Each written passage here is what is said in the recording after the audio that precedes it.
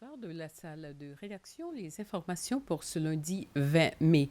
Les fonctionnaires des ressources humaines venus de tous les domaines gouvernementaux ont été honorés aujourd'hui lors d'une cérémonie marquant la Journée internationale des ressources humaines qui a lieu tous les 20 mai. Tous les fonctionnaires des ressources humaines des domaines du gouvernement se sont retrouvés pour célébrer cette journée. La secrétaire en chef de la fonction publique, Sheila Mohidine, dans son adresse, a encouragé les fonctionnaires assemblés en mettant l'accent sur le projet de numérisation des ressources humaines cette année. Les élèves de l'école primaire de Glacis ont dû retourner à la maison après qu'un grand nombre parmi eux se sont rendus à la clinique après avoir respiré l'odeur d'une substance. Cet incident n'était pas du tout lié à cet autre événement survenu le trimestre dernier dans certaines écoles.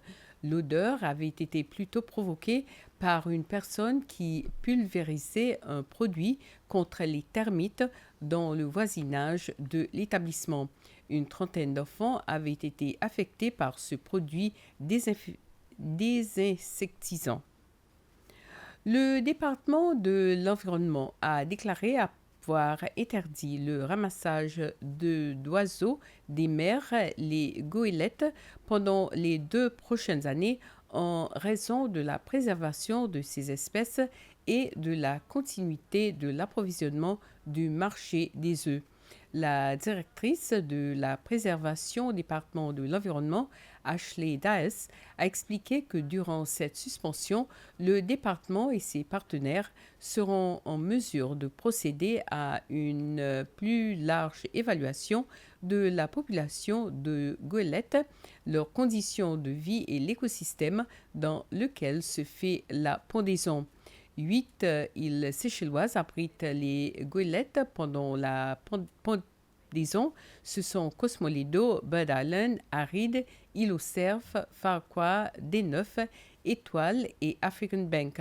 Mademoiselle Dias a ajouté que le recensement effectué l'an dernier a révélé une diminution continuelle de la population de ces oiseaux. Le ministère de l'Éducation introduira les sciences agronomiques dans les programmes scolaires à partir de l'année prochaine. Les élèves des écoles secondaires devraient commencer à étudier les sciences agronomiques. Un expert en agronomie, Vista Momenda, a étudié la façon dont l'agriculture est pratiquée dans notre pays. Les apiculteurs ont eu l'occasion de montrer au public leurs produits dans une foire organisée par le département de l'agriculture pour marquer la journée mondiale des abeilles qui est commémorée tous les 20 mai. Certains apiculteurs se sont retrouvés à Camion Hall pour sensibiliser le public à l'importance des abeilles.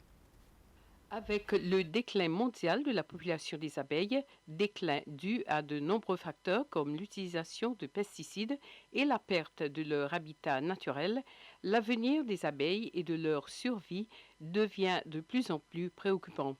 En fait, des études ont montré que si les abeilles et les autres pollinisateurs venaient à disparaître de la Terre, cela entraînerait la disparition de l'espèce humaine quelques années après parce que les abeilles jouent un rôle capital dans l'agriculture.